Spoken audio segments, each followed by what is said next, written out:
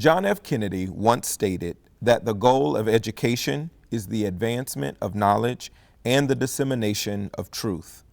Tonight, we gather together with our leaders to highlight education as our city's signature vehicle for change, growth, and progress.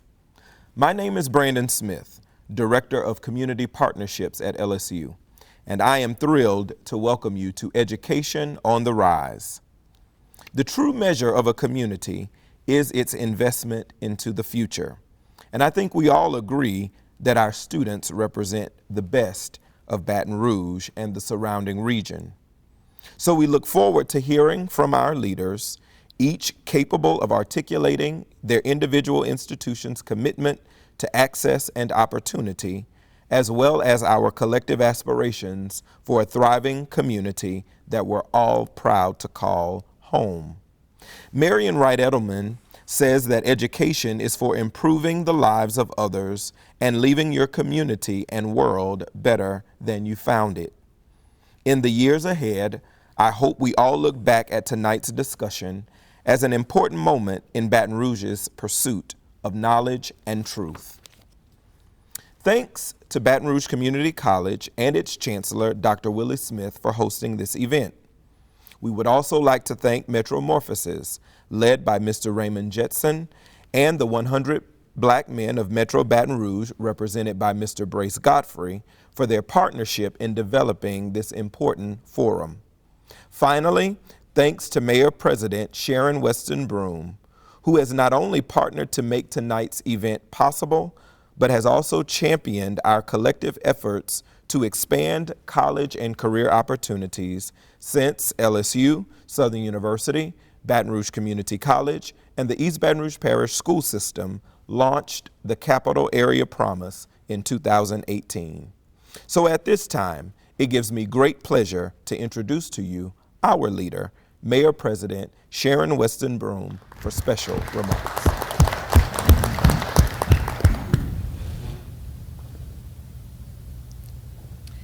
Thank you, Brandon, for the introduction.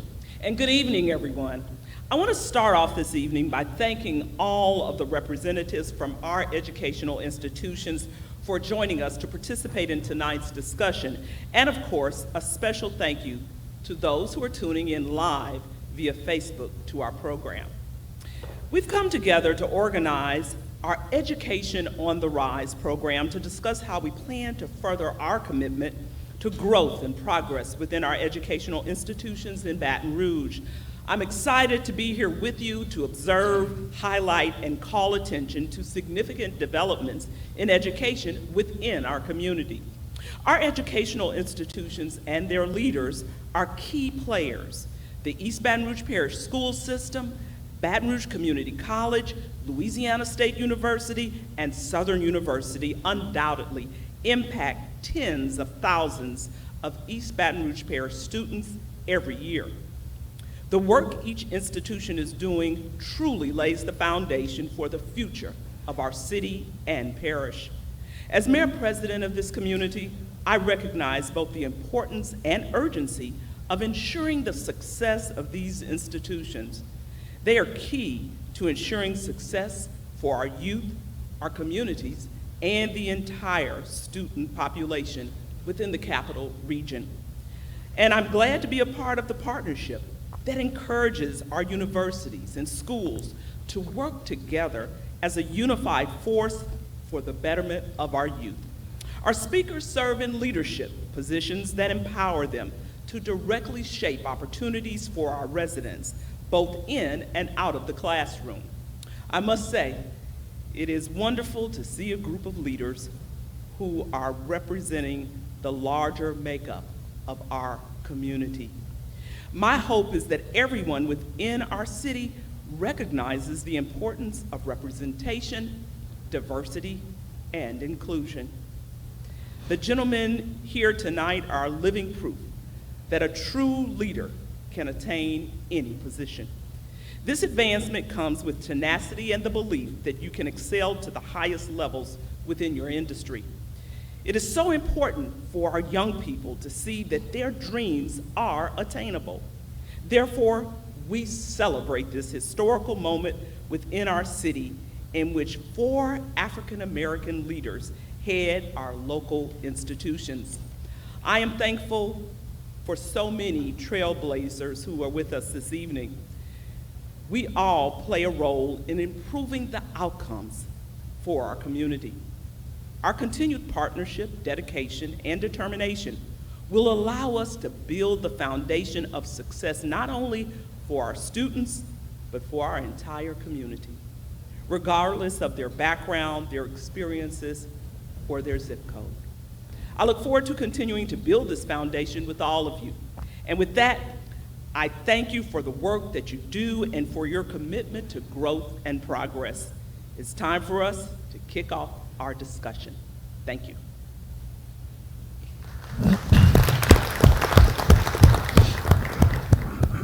And thank you so much for that welcome, Mayor Broome, for ever so eloquently welcoming our audience who are socially distanced with us here tonight.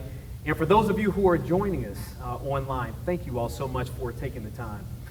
On behalf of my co-moderator, my dear friend and mentor, Mr. Raymond Jetson, I embrace Trey, Godfrey, and I welcome you all. And tonight, this conversation centers around the gentlemen who Mayor Broome spoke about. Distinguished in their careers, leaders at their institutions and in the city of Baton Rouge, Dr. Narcisse, Dr. Tate, Dr. Smith, Dr. Belton, thank you all so much for coming and joining us tonight to memorialize this important moment in the history of the city of Baton Rouge. So thank you for having this conversation with us. And with that said, let's go ahead and dive right in. The first question out to the panel. If you all had to choose one move that you all made in your careers that set the stage for you getting to where you are now, what would that one move have been that was the catalyst to bring you all to this stage? Dr. Narcisse, let's start with you. I think about a lot of different moves, but I'd probably say the move that I started to listen and learn is probably the move that helped me the most. When you get into doing the job, you get opportunities. As in my career, I started to get more opportunities. I started to get around folks who were doing the job and started to kind of listen to, just trying to learn what they did in those moves. I used to think a long time ago about the type of school that I went to or, who I would engage with or, networking. And, those may play some type of factor, but, learning to listen and really get the opportunity experiences to be around folks who are, doing the real work around education. Because I think, you meet a lot of different folks who've been in education, but to actually transform and do things, that helped me a lot to be where I am today. So my move is not one that I made. I'm actually pondering it. I've said this over and over. The biggest, most influential change in my life happened when I was in second grade. And it was actually between first and second grade.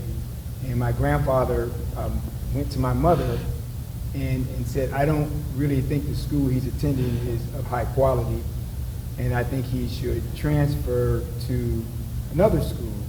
And I'm saying this as a big advocate for public education, but he advocated for me to transfer from a public school in Chicago Public Schools to the largest all-black Catholic school in the United States of America. There were 1,000 students at this school. And my mother agreed, and I did transfer to that school.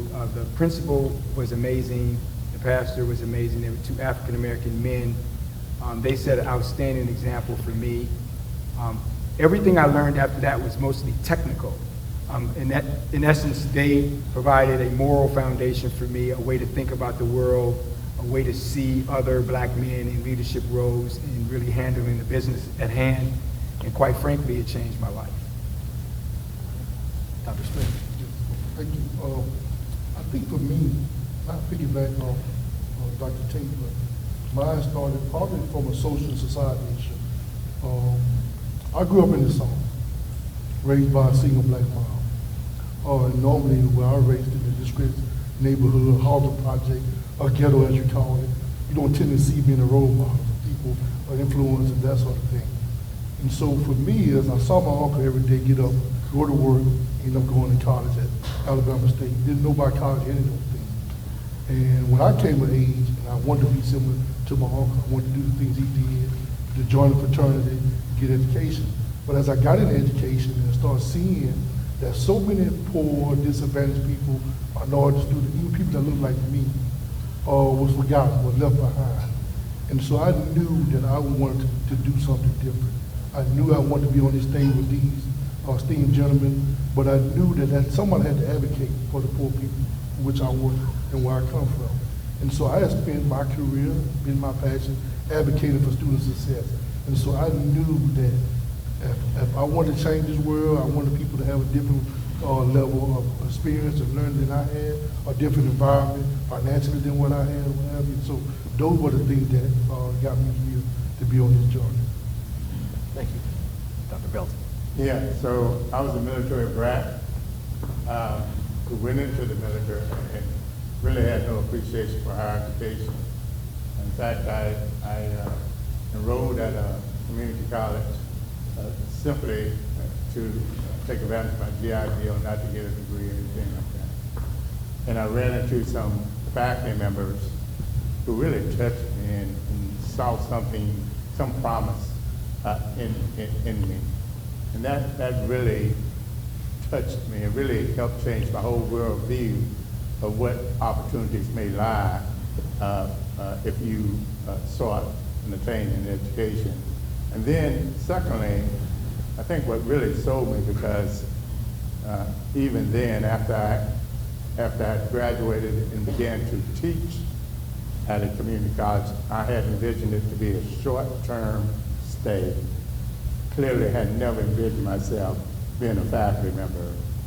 But, you know, to have the opportunity to engage with students and witness their transformation, I mean, it had so many intrinsic rewards for me that I bought in.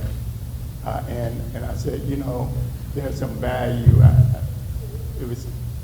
It may have been selfish at the time, but I got so much out of that I felt like I want to continue to try to contribute and have some minimal effect on one's attainment going forward. Thank you. So we're going to, Dr. Tate, we'll start this question with you. I found it interesting that each of you gentlemen in some way talked about important role models, whether it was listening, whether it was these role models in the second grade and elementary, your uncle, the faculty members. So there were those who were good examples for you. Yeah. Let's take it in another direction. What missteps or mistakes have you made along the way that you wish others would not have to discover on their own? That's a tough one. But the way I would look at it is, as I was progressing in my leadership roles and things were going extremely well, I tend to be an analytical person, and I can easily sort of digest the situation and then tell people this is really what's going to happen and we need to do X, Y, and Z. And generally, I could do it in a way in which you actually don't get to know me. You only get to hear what I have to say in the analysis that I offer, but there's this veneer of, you know, the guy's just being very analytical. And so I had something called a 360 done while I was a dean. The 360 is an evaluation. And they told me in the 360, because it's the people you report to and the people that report to you, they basically said to me that, yeah, the guy's really smart, but we don't really know him. And it reminded me of something: rules without relationship leads to rebellion. A very wise man said that. And so my next job, which really started almost a week or two after the 360 was done, because I was going from Washington University to the University of South Carolina, I made it a point during the middle of the pandemic to build as many relationships as I could and just be as transparent as I could possibly be. And it turned out to be the best professional experience in my life. So I tried to turn what had been weakness into a strength. Just one misstep or mistake along the way that others shouldn't follow. Well, you know we like to be Iron Man. We don't make mistakes. But I think for me is, and I get teased about this a lot, but I have to really think, I think it's an oversight, not really a misstep, but I also think it's simple. And that has been a good listen. I will tell you that there are times when I'm so passionate about something, I want to get it done. I don't hear the argument, I don't hear any of the problem, I hear say how we get it done. And I think in leadership too often we jump into things, we want to solve the issue and be successful when we don't take the time to listen. And actually I think I get it honestly. I think I get that from my daddy, so to speak. He didn't never listen, he was a baby. And he couldn't tell him anything, whatever, right? And so I already know the answer, but don't want to listen to actual situations. So as simple as it may be about listening, I do think that's the key to progress. We need to be able to understand what our community, what our students, what our legislators, or whomever are trying to tell us that we're not solving and try to figure it out. If we don't listen, we end up making the same mistakes over and over. I think for me has been trying to make sure I be a better listener so I can really help people. Thank you, Bill. I think it's pretty much the same way. It's just being patient, or in some cases the lack thereof. And sometimes it's easier to do things yourself than waiting on someone who you're directing to do it as is prescribed. But it is their role, and in so many ways, you are insulting them by not allowing them to do it. It's as if you're saying, you're not capable of doing it, so I'm going to make this decision, although it's yours. I take it to another level too, because there have been occasions when people would criticize me for not being as spontaneous in making a decision, if you will. And I really take that to heart. Any decision I make, I really try to do a lot of diligence prior to doing so. And so there have been occasions when that question has been asked of me, and I said, well, I've made a lot of mistakes, both personally and professionally, but I don't regret any, because at the time I made the decision, it was one that I thought was in my best interest or the best interest of the campus. So for me, I think there is value in just being patient and allowing yourself or giving yourself permission, if you will, to deliberate and to be as informed as possible as you make lifelong decisions. Thank you, Narcisse. Yeah, as I was listening to everybody, I was trying to think through. I probably, like many of the panelists here, probably made a whole lot of mistakes, and I had to learn over time. And they used to tell me, as long as you can wake up the next day, it's a new day, you can make adjustments to that. But probably the one thing I probably got better at, especially working in jobs where you're really pushing hard to impact community and make change and those things, was staying convicted around what you know is right. I think I got better at that over time, because you get to decisions sometimes and you're trying to figure out how to get from point A to point B. I had a mentor of mine used to call it shepherding legislation through Congress, certain issues. And you have to sometimes figure out how to get that point A to point B. But he used to tell me, stay convicted, be clear about what you stand for. And if you know it's right, push to try to get to the right in that space. And I think, when you're a younger leader and you get the opportunity, sometimes you can question, even if you know it's the right thing to do. And I think I had to learn a lot of hard lessons in doing that over time. I mean, when I finished my doctorate, I probably was in almost mid to late 20s, going into my 30s, and I had my first opportunity as a principal, and I've always worked, when I was a principal, I worked in some of the toughest areas in the cities. Pittsburgh was in the Hill District in Pittsburgh Public Schools. And in Boston, I was the head of a turnaround school of the first public high school in the United States. And these are all schools at high poverty rates, crime rate, everything you could think of. And at that time, you know, I had to keep pushing myself to wake up in the morning and say, hey, you know, we got to get these kids to do better, not only with reading and writing and all these other things, but their livelihoods, because, you know, I could connect to them because I saw myself, you know, and I grew up in the same type of community, but I had to stay convicted that, like, these kids can actually do it. When, you know, you run into folks who, you know, doubt everything around why the child can't do well. And so I had to really stay convicted, and I think that over time, I think the tougher the issues came, I got better at that.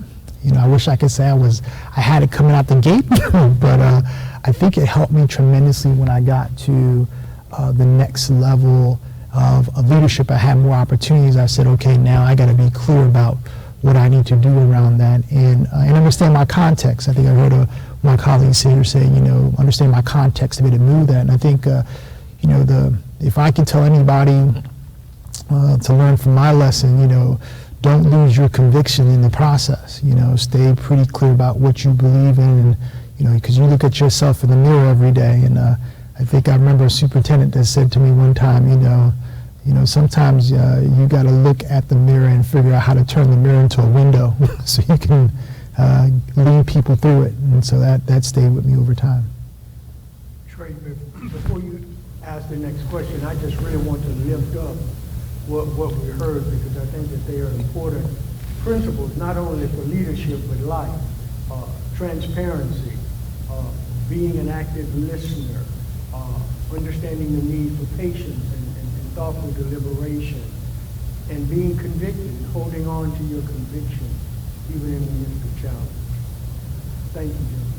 I'm glad you did lift up that point, and I wish that I had my notebook with me to take notes from these gentlemen right now, because there is some wisdom coming from this stage.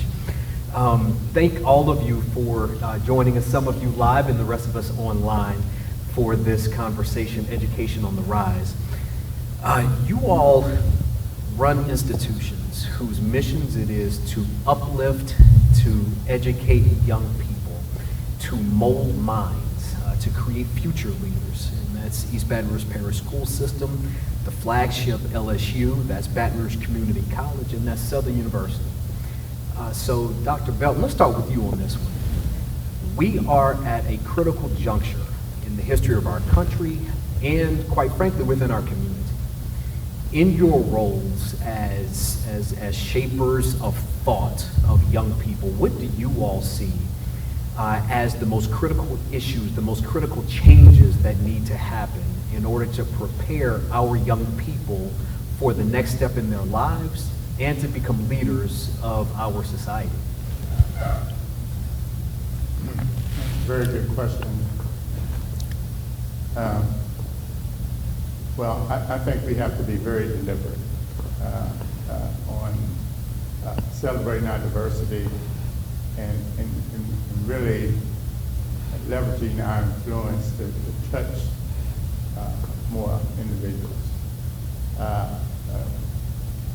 In many cases, some could describe us as working within silos within our community, and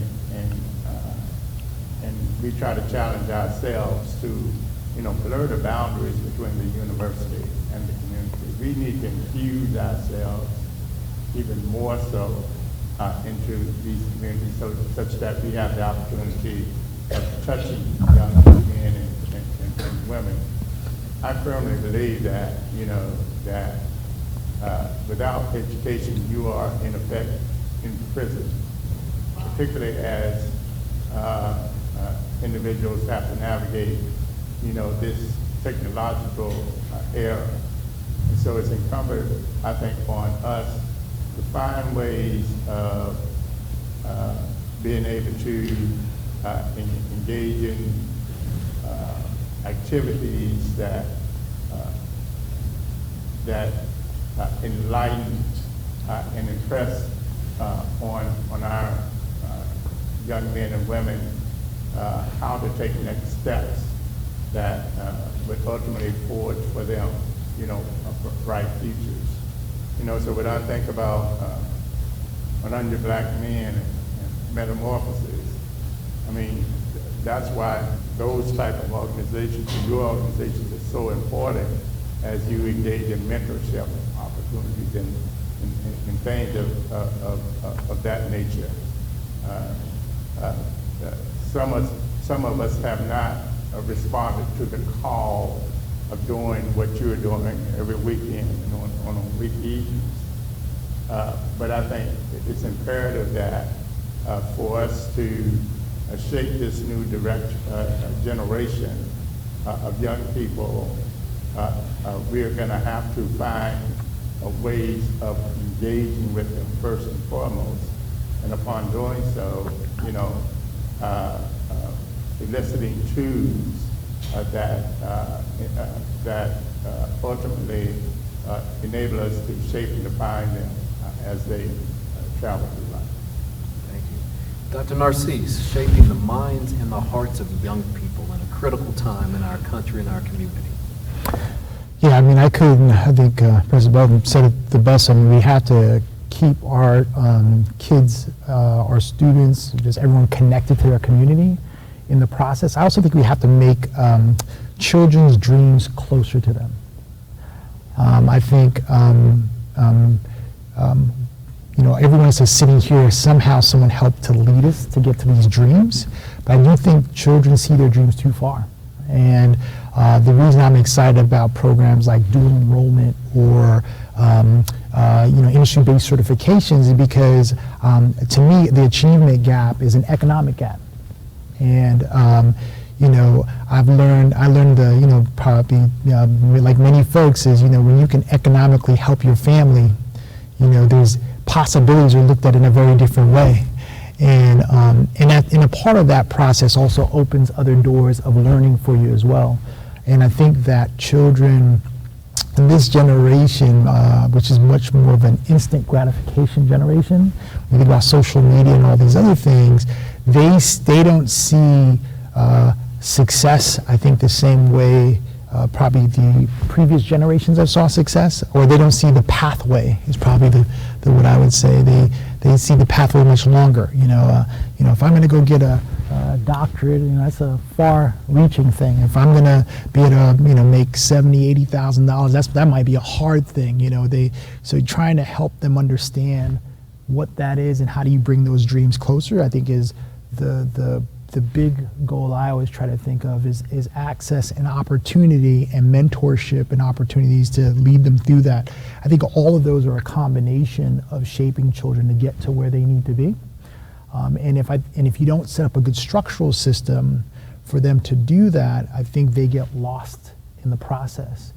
We have, in my perspective, too many children that get lost in that space between trying to be able to make a decision about what they want to do and also see that they have the potential, right? And I think for me, if I didn't have a mentor or somebody that pushed on me to teach me on guiding the ways of life, and I didn't listen, because I wasn't always a listener. I tell folks, you're looking at I had braids in my hair, baggy jeans, Timberland boots, and I was catching the 6 train in New York City with a Walkman. I know people don't know what a Walkman is these days.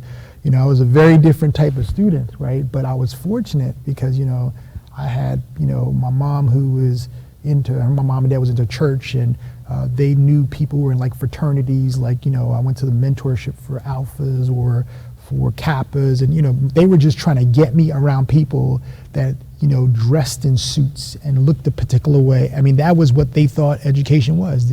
Forget the 2 + 2 = 4. They just felt like if you get that, then that will help you connect into those spaces. And that helped me at that time. But I think this generation doesn't see it that way, right? They want the here and now approach. And so I think that we have to help them get access in a very particular way and also get them to appreciate the experience and the journey of getting there, right? I think it's not only I think kids are much more confident than a long time ago. I think confidence, I don't think is the issue. I think is getting them to feel like they can actually get success in something is a space that we have to work with them on.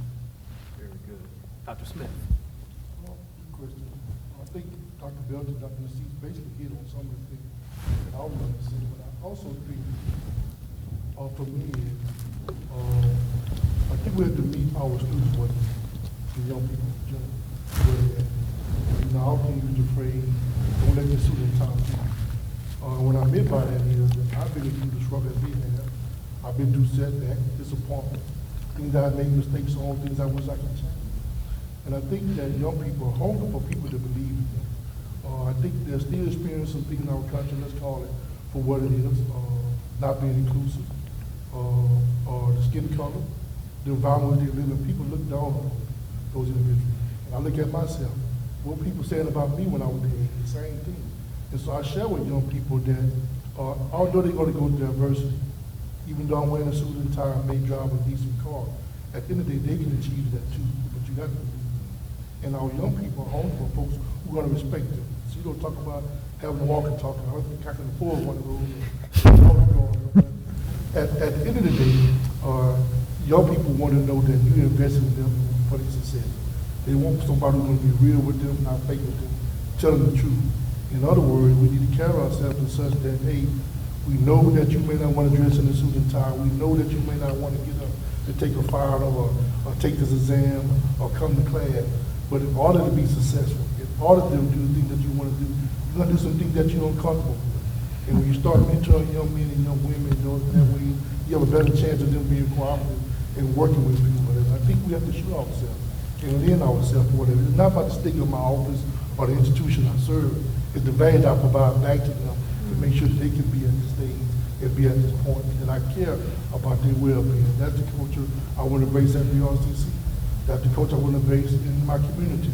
And one thing I want to say that years ago, I was part of this organization in the community where we surveyed elementary students, and we surveyed the faculty and staff as well. When we surveyed the students who had came from neglected, impoverished communities, and so we surveyed the faculty and staff. The first thing that came out that was a glowing result was they didn't think the student can be anything. They weren't going to be about anything. They come from a poor community, they weren't going to be successful. So we surveyed the students, they had the exact opposite. I want to be a doctor, a lawyer, a judge, a community actor, you name it. But yet the student had the well-being, but our staff and faculty did not at the time or whatever. And that was alarming. That was a disconnect there. And so we had to be engaged, as Dr. Belton pointed out. We had to show those folks that we want them to succeed, and we had to be meaningful to say we want to do right by them. I love that. I love that. Shaping the hearts and minds of leaders, stepping into their own after they leave your campus. Well, what are your thoughts on that, Dr. Tate? Well, my colleagues have articulated in succinct fashion what I would call the social-emotional space where you have high help, high expectation environments. They go together. When you have high help, high expectation environments, that's when people are generally successful in any matter. I take a different spin. I agree with them 100%, but I'm just going to add my one other take. We find ourselves, and we live in ages.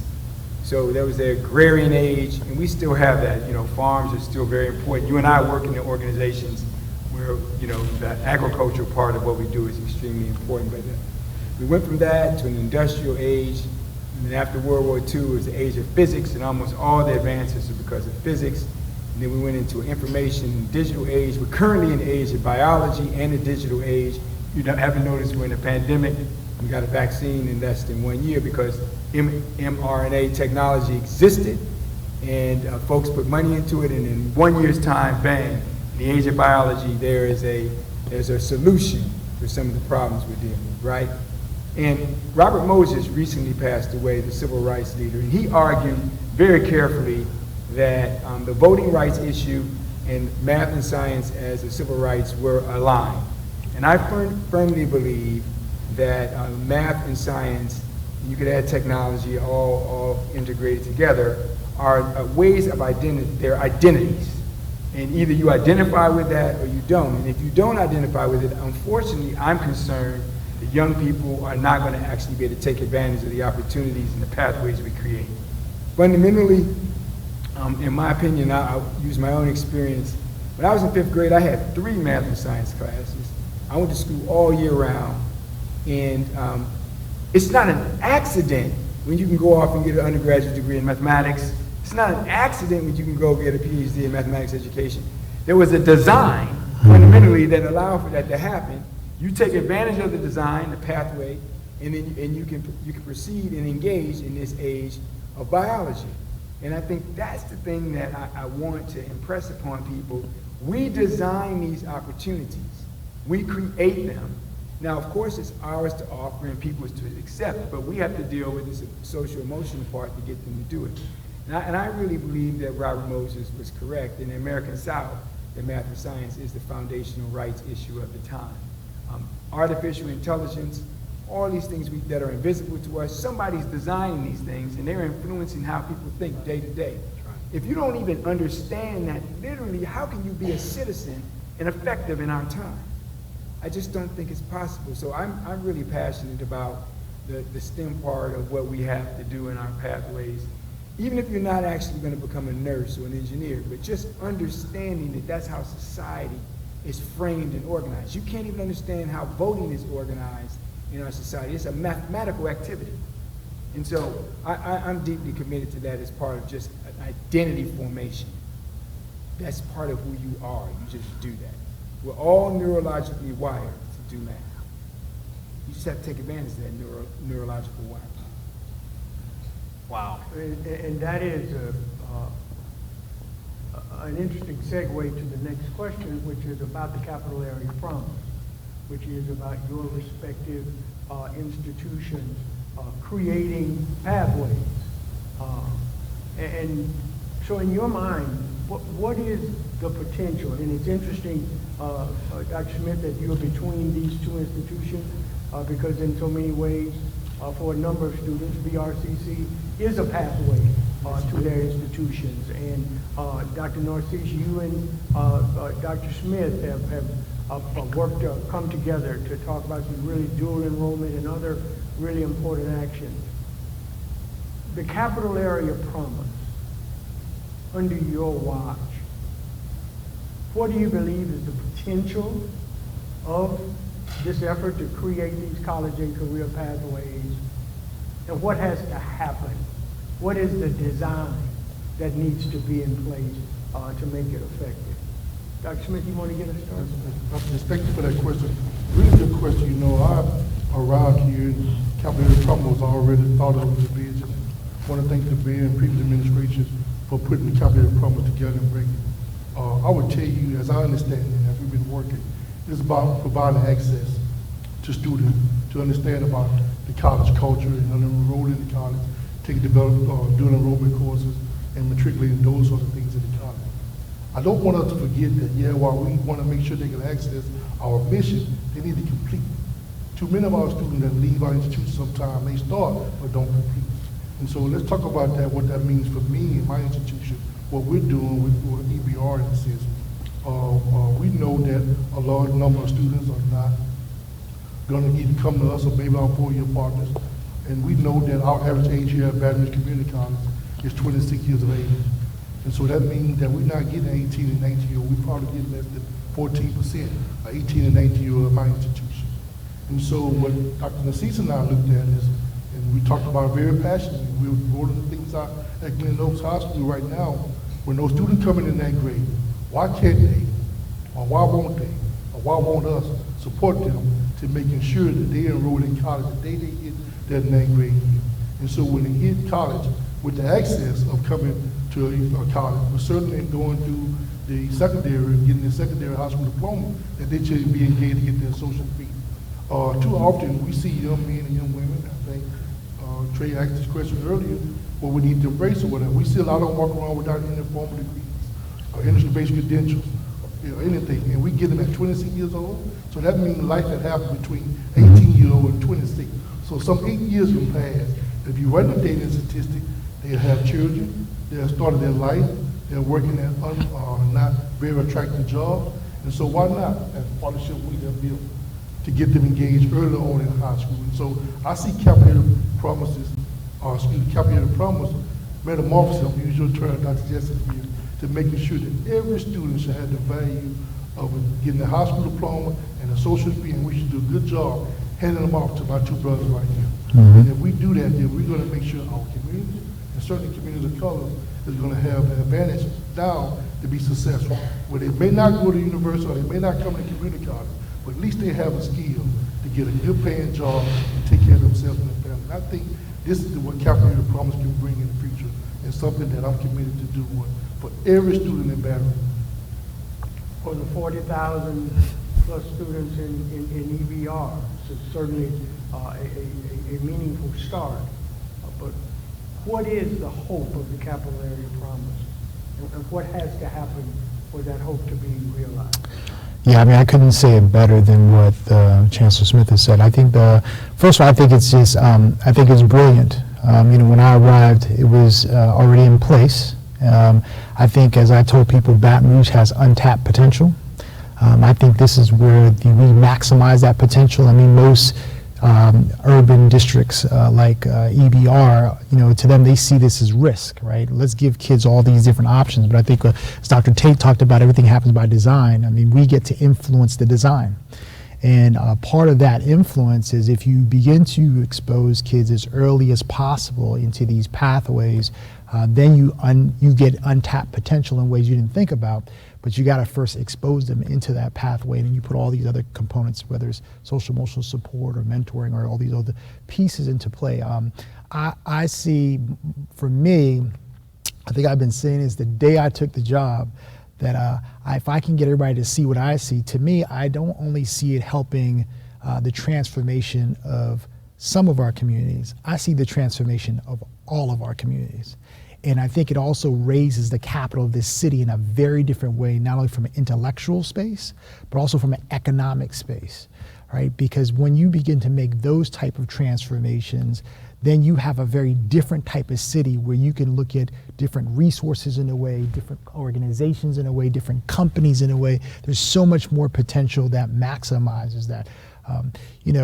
For me, what I'm working to do is to really push in partnership with the chancellor here is to try to see if we can maximize the entire school system to be in a very dual enrollment, industry-based certification approach. Because there's things that happens when kids complete this that really is transformative. For example, if a child comes out getting their associate's degree and decide to go to LSU or Southern, they are automatically being to qualify for scholarships, right? Because we have TOPS, we have all these things in the state that's been set up for that, right?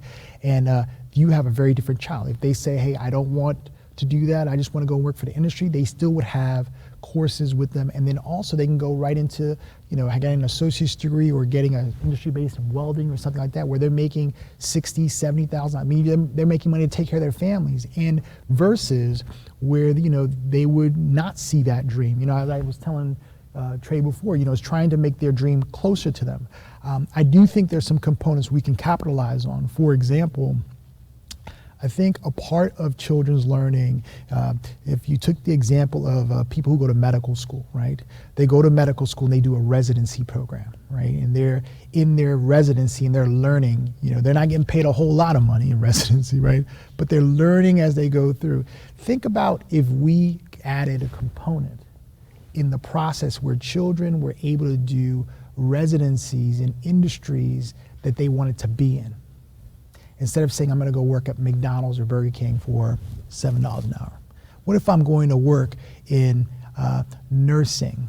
Or if I wanted to go, my goal is to one day go be a doctor or something like that, but I'm in that pathway for pre-med, I get the industry certification, then I can go to LSU and Southern to the next level. I mean, there's so many things that would transform not only what we do today, but it's just the cities in general. And I tell people, you transform the school district, then you transform its city. And you're having a totally different conversation. It's a totally different child that's going to post-secondary institutions, a totally different child that's talking about schooling in a very different way, right? And that is what I think Baton Rouge potential is, that I think is tremendous. Now, whether they thought about this or not with Capital Area Promise, I'm pretty clear that it's the right strategy. Dr. Belton, Capital City Promise, you and Dr. Tate certainly lead institutions that or in a slightly different space. Well, but let me digress a little bit, because I'm a big fan of capital area promise, and I think it's appropriate to acknowledge Mayor President Broome for her vision and leadership in shaping this opportunity for chancellors and presidents to really collaborate.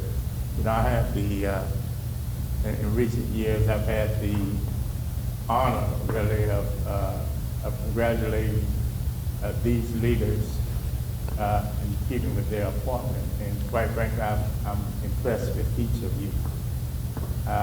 But I think it is the capital area promise that really sets the foundation for us to leverage our influence in shaping pathways for students. You know, I really believe that we're leaving a lot of kids behind. And, you know, and what this does is really provides for young people and for us to increase the college going rate, particularly for African American males.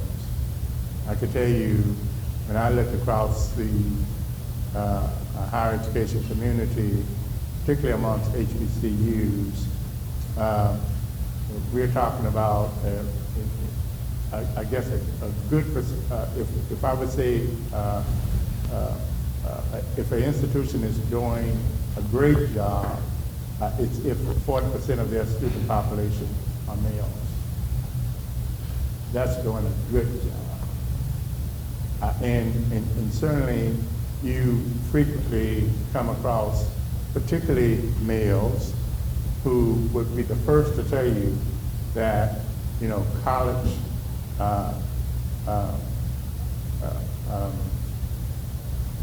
college is not one of my options. They don't even consider college as an option.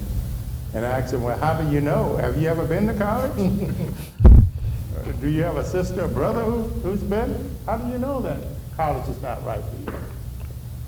But it's not even a consideration. And so it's relative, and it's important that we touch these students as early as possible.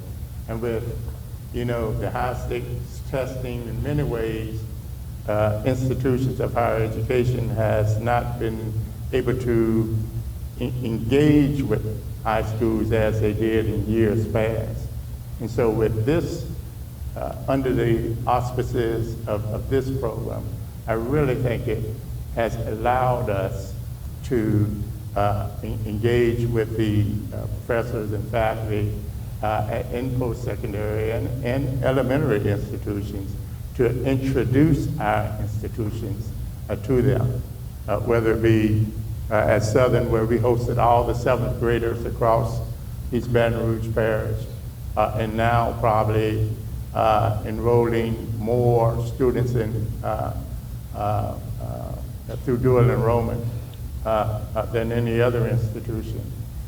It's, as I said before, and I don't want to be redundant, but it's a way for us to touch them at a point that potentially will influence them to continue their education at one of our institutions. Thank you very much. President Tate, you bring the freshest set of eyes and perspective to this. What do you believe is the potential of the capital area promise, and what has to happen to make that realized? So, you know, I'm a big data guy, obviously. So to me, first of all, it has great potential, and it's being realized. If we were going to optimize it, I think that there are some things we should think through. You control time, quality, and design is nothing but time and quality factors put together. All right. So if you look at one of the metrics, one of them said we want to change ACT scores. Well, I'm not going to parse that out, but I do want to mention a couple of things about the ACT and what's on there. There's a math section, there's a science section, there's a section that's kind of like reading comprehension. Okay, so let's just talk about reading, math, and science. Let's talk about reading and science and math first. If you dissected those problems, they all are organized around a central notion of proportional reasoning. I'm being specific here today because most programs like this fail because they don't design backwards.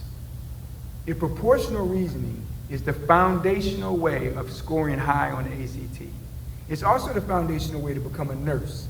It's also the foundational way to become a doctor. It's a foundational way to become a carpenter. It's a foundational way to do any job that you see in the top 50 jobs that exist right now on any metric. And anywhere you go, somehow you're going to have to be able to do proportional reasoning. Proportional reasoning is foundational to everything we're doing.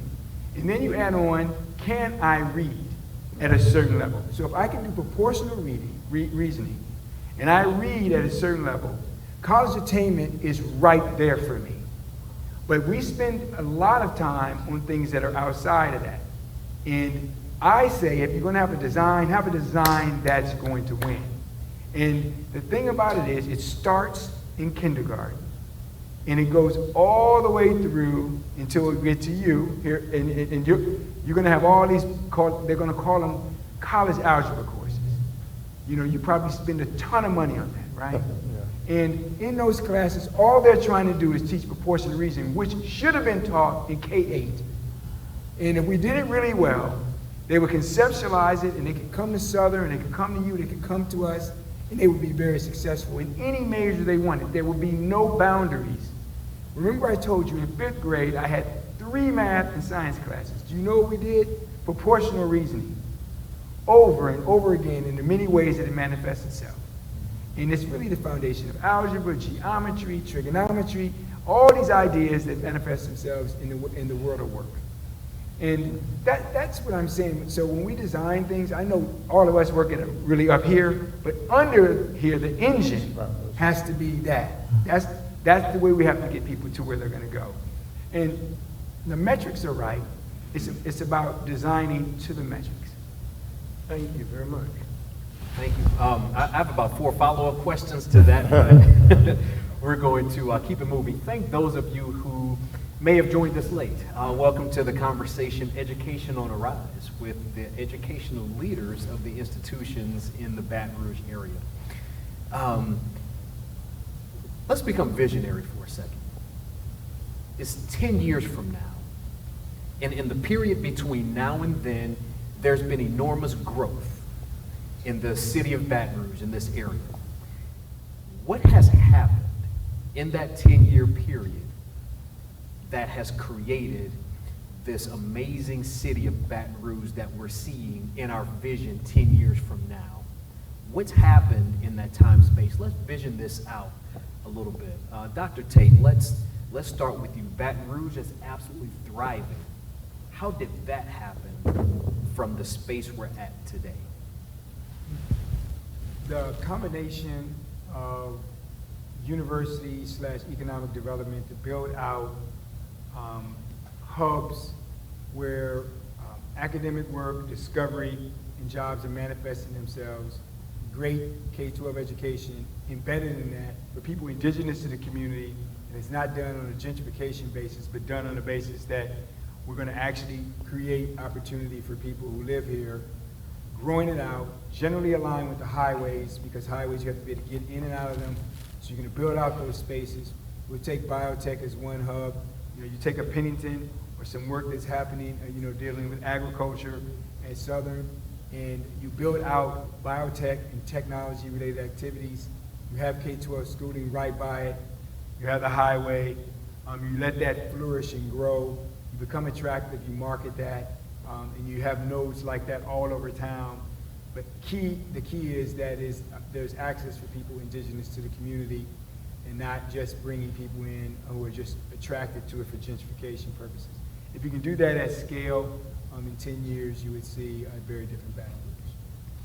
That is really interesting. My employer just finished a 5-year strategic plan process, and I feel like you've kind of been thumbing through the pages of it, because creating opportunities for the population of Baton Rouge, life sciences, and collaborations between industry and K-12 education are all staples within that plan. Thank you so much for that thought. President Belton, over to you. Yeah, well, very similarly, the pillars to which we stand on are 3, teaching and learning, research and innovation, and fulfilling our public agenda. My son, several years ago, he attended an HBCU, and he asked me a question. He would always travel with the football team. And as he did so, he observed that many of these institutions were in, let's say, depressed communities, if you will. And he asked me why was that? And I began that dialogue, speaking to Brown versus Board of It, and I stopped in my tracks and I said, well, quite frankly, this is where these institutions need to be, right in the heart of these communities.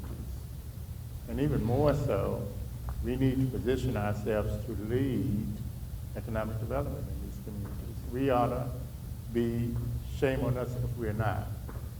And I think that's what our role is. It certainly aligns with our values that, again, we need to blur, these boundaries between the university and communities, and be conveners and provide the technical assistance for, small businesses and help spur these economic hubs that ultimately will enrich the entire community and if not the state.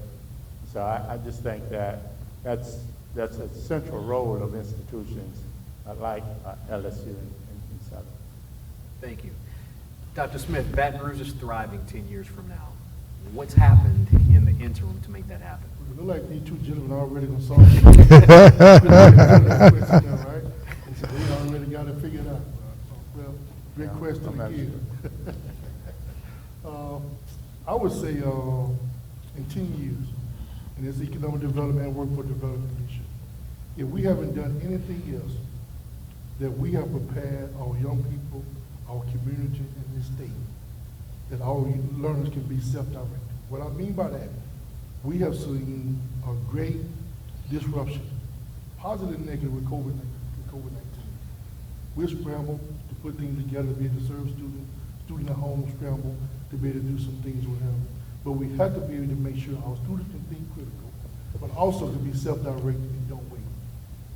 Right now, in the workforce development world, I was just in the industry just yesterday. There's no cars on many of the lot because we're waiting on the chip from China. And that means that our students don't get hired when they graduate because they don't need technicians. And so we don't get in the front of thinking critically, but certainly digital upskilling, but also making sure that our students can be self-directed and engage in growing business and creating business, and our industry and business partners understand this, then we're gonna look beyond and say we've missed a golden opportunity. Right now is an opportunity for us to seize the moment and do some things different. And everybody hate the word change, right? I'm not a fan of it sometimes, but we have to change to get better. And so I think we're at a point now, which I do with my sons, teaching them to be self-directed. Don't wait on four of us, or you two gentlemen. They need to be engaged themselves on how to figure these things out. And for the most part, many of our students and community do that. But for Baton Rouge to be better, that's going to be the key, that we got people who can think critically, who can be self-directed and find the information, but also in solving some of our business industry problems on filling the gap of those things that are needed out there based on digital upskilling. To get upskilling because of the technology. Things are going to change now. The President, Dr. Tate, talked about artificial intelligence. Technology changes every day. And he talked about proportional reasoning, and that's what proportional reasoning we're going to have to figure out sooner than later, that if you're going to enroll in any of our institutions, even our secondary institutions, you're going to be some self-directed, that you're going to take the initiative to be engaged, to be successful, and to be able to think your way through the problem that we're going to face tomorrow. And if we don't leave anything, I hope that we leave that our community can do some things for themselves in the proper fashion. So in addition to high levels of academia, I can tell you have athletics in your background because you said that like a coach. And I'm about fired up right now. Dr. Narcisse, I've heard you give speeches before that sound a lot to me like economic development speeches, as much as they do from a leader of a K through 12 system. In 10 years, we're thriving. How did that happen? So first thing I would say is when we thrive in 10 years, because I think that that's going to happen in Baton Rouge with the work we're going to be doing. I would first add that we have to be more progressive in our thinking about not just K-12 but early childhood education. starting from 0 to 4, that we have to create pipelines for kids to learn. I mean, you heard, I think Dr. Tate talked about all the exposure he had in math 5th grade, and if you probably go in each of our backgrounds, there's been some type of exposure to happen. But I think, you know, we have to tie our schools to the current industries that our city has now and that's coming in the future. And I think innovation comes out of that in a lot of different forms in that process as we're developing kids learning. I mean, one of the challenges that I guess the argument I made when I got here was I didn't always see the career pipeline path. And if you work with children from 0 to 4 and getting them in the pipeline from the time that they are born, then getting them to go through the pipeline and being exposed as early as possible to courses and industry-based courses and all these things that are connected to the job and opportunities that are currently available in that city, you don't know that you create a totally different type of child by the time they get to the 12th grade or by the time they get into post-secondary institution. I think the current model that we are always under is always to try to problem solve this old way of looking at schooling. And I see that in our future, as we design the early, from the time that we have kids walking from the time that they're born into the time that they leave myself, going to Chancellor Smith or going to President Belton or going to President Tate School, you have a different child that you have, or going to a company that is currently here in the city. I think we have to be able to think about it in that way. And I see that economic development happens even faster because you have a different type of individual. You have a different transformation happening in communities. You solve a lot of economic gaps in a very different way. And so I just see that is the future. And what I also see is that the competition for companies coming here becomes different too, because we become more competitive to folks because we have a workforce that has the necessary skill sets to do what they need to do. And all of these things to me are connected. And I think the faster that we can put those things together, and I think that's why I think when Reverend Jetson said, the capital area promise has the baseline for that to happen, and bringing those pieces together, the faster the city will grow. And then when we are looking at our city, we may all not get credit for this type of stuff, because I told folks, everybody likes to be on the winning team when they're winning. Baton Rouge will be looked at as a very different city in that type of success. And I think that's how we have to keep that work going, from a early childhood approach from the time that they're born all the way to the time that they leave one of our institutions.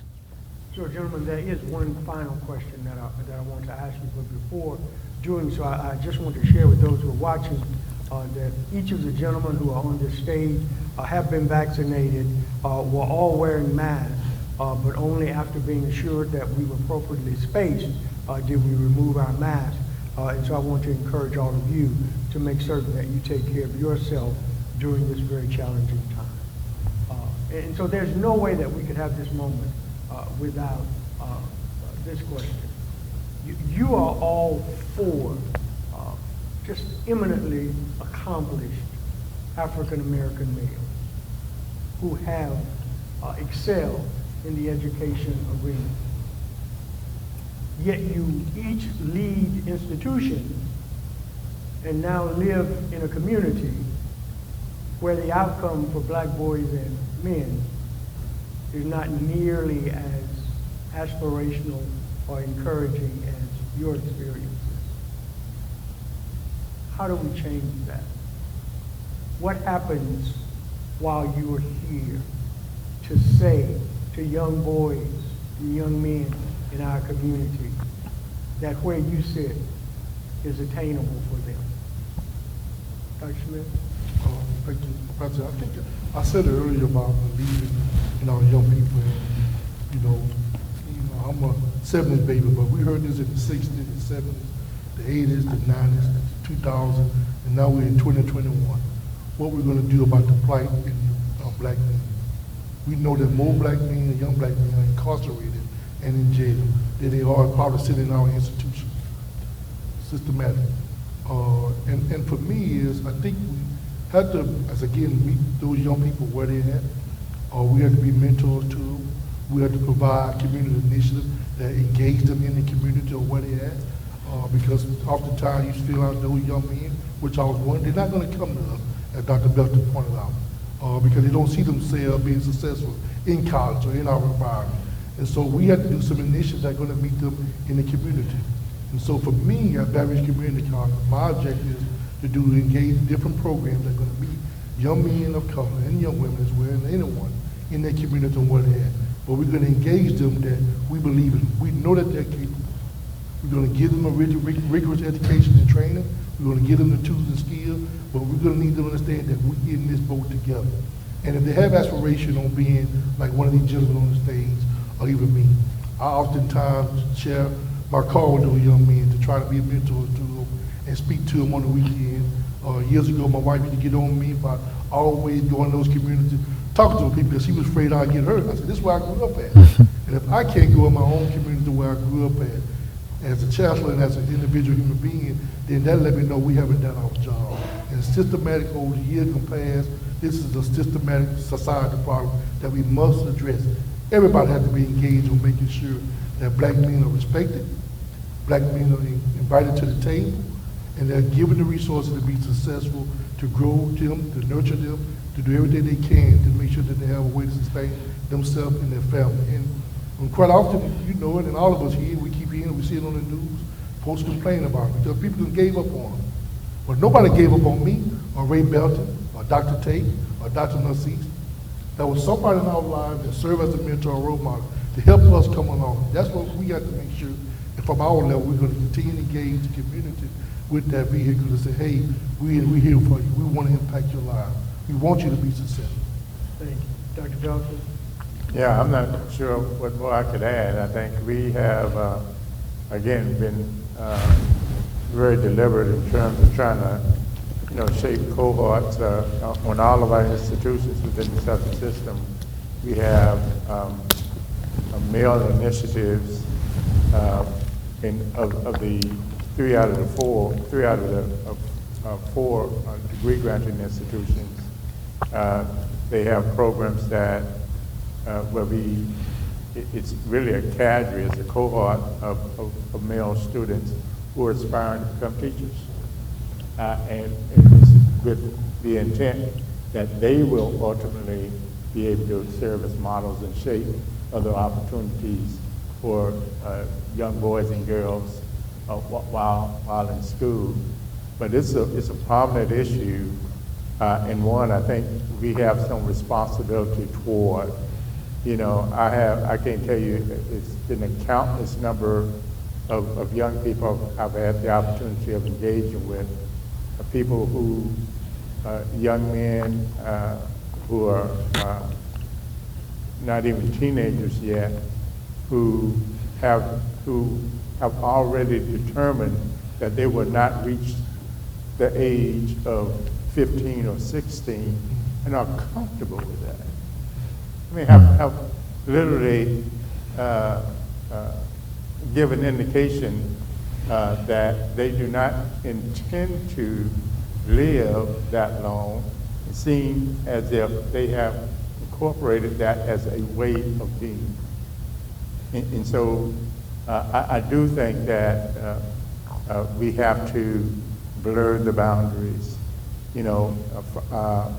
serve as mentors, identify others, even student leaders who are serving in that role, such that we could provide for people other options.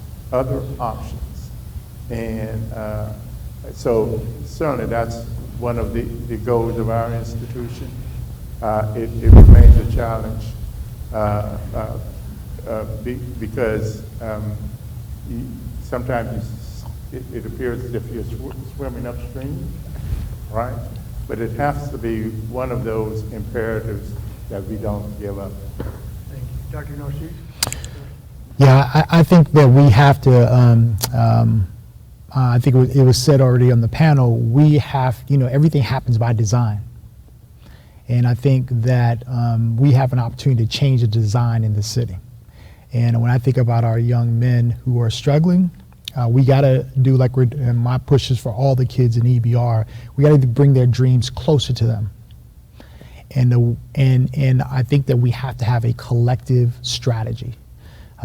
Very rarely you see where a school district and their post-secondary institutions and communities all around one strategy and a mayor. You don't see that in any city. I call it the Haley's Comet moment, right? And for us to be able to do that during this time in this city, just imagine what is going to happen in terms of getting kids in the community to be in a very different place. I think the question is, how do we leverage our capital to do that? How we can be specific about what that looks like, no matter what sector in this city that you're in. And I think that having us to collectively say, here are the areas that we're going to measure that to actually happen together and how we're going to approach that will help our young men tremendously, because what our young boys get is actually different messaging. It's not always as organized as we think it is as they matriculate all the way through. I think they also get exposure to stuff as early as possible. I always laugh when I hear parents say, I'm trying to protect my child from hearing about this, and this. And, and I tell folks, kids learn super early. Why? Because they got social media that does all the teaching for you, and there's so many other factors. But if we are able to do it in a particular way and design for kids, our young boys or young ladies to be able to get through that pipeline in that way, it's not by accident. I mean, HBCUs haven't just been successful by accident, right? If you look at higher post-secondary institutions, I can remember sitting in grad school next to everyone who sat with me that was a person of color. They went to somewhere in HBCU somewhere, right? It's not by design, these things, by accident these things are happening. So I just think that we have to really think through what does that look like and how do we take this particular moment to shape that approach so we can accelerate kids to have opportunities. President Tate, the final words of the night are yours. Yeah, this is the question I've been talking about to people for probably 35 years of my life. The society is organized in a very fascinating way. And we're talking about black boys right now who mostly are in what I would call a sports regime. From the time that they're born through the time that they go through and matriculate with you in K-12, largely they're identified based upon their physical prowess, their ability to run or catch or throw. Those individuals are identified as talented, no matter how well they might perform in school. And we have a tremendously powerful sports regime in the United States of America. It is a public-private partnership that invests at scale in the advancement of people's physical prowess. I know I was part of it. I played sports. I was a coach. I love it. It's great if you're in it and it's working for you. What we don't have in the United States of America at scale, city by city, and including this one, other than this promise, is what I would call a brain regime, where we invest in public-private partnerships to protect and nurture the brain of individual from prenatal to the time they're in parish, from neurons to neighborhoods. We simply don't do that, largely because the time horizon is too great. In a sports regime, if you can run or jump or swim or whatever it is, I can see your talent immediately and put it to use. But if I see your brain young, prenatal, I can't even see you actually, then you're born, I don't know what your talent is. Why am I going to invest in the prenatal through what you call early childhood education? I don't know what's going to happen. I don't know if I'm going to invest in that kind of time horizon. Businesses aren't interested in that. It's too far away for me to actually see a benefit. The cost benefit doesn't work for me, even though cost benefits have been done related to this. Every single incentive related to brain regimes is negative. We spend an inordinate amount of money rewarding people for putting people in jail. We spend an inordinate amount of money for all kinds of other regimes that have nothing to do with actually protecting and nurturing the brain. So by design, we have exactly what we planned. You could not have done this any better. I've said this in talk after talk. We literally have created this monster. Now we're sitting around with our intervention, with the resources we have, to intervene on something that is happening at a macro level at scale that's instantiated in the context of the history of this country. This is an unbelievable task we have before us, folks. This is an unbelievable task. I give great shout out to the mayor who's trying to intervene on it. But what we're trying to intervene on is quite powerful and not trivial, and will require every ounce of everything we have in order to change it. Now, if we wanted to put together a football team, we could do it like that. It would be nothing, and they would be outstanding, and we would be able to tap into it, and we get uniforms, the best coaches, we'd have people giving back rubs, everything they needed. But when we talked about, we want you to know how to do proportional reasoning, we want you to be excellent as a deep reader, we want your mind to be protected and nurtured. Crickets, you get nothing, people just look at you. You see, because we have designed what we wanted. We have to now rethink our design and come up with something completely different, because we are facing a momentous task before us. That's what I think about it. I mean, and I'm humbled to be part of it with the group here assembled for Baton Rouge. Excited to be a part of it, but I'm looking at it straight and know it's not a joke, it's a serious matter. It is. Dr. Tate, thank you so much. Dr. Godfrey, Dr. Smith, Dr. Jelson, thank you gentlemen so much. Trey, final words for the evening, sir. My friend, this has been an hour of an evening quite well spent. And we thank those of you who have spent it with us virtually by live stream, and those who are socially distant in the audience who joined us tonight. I feel a lot smarter than I did before we started, thanks to you gentlemen. To Mayor President Sharon Broome, City of Baton Rouge, Capital Area Promise, my friend Raymond, Jetson, MetroMorphosis, and 100 Black Men of Metro Baton Rouge.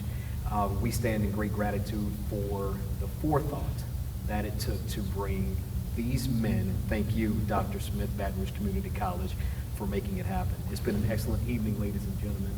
We're very appreciative. Thank you.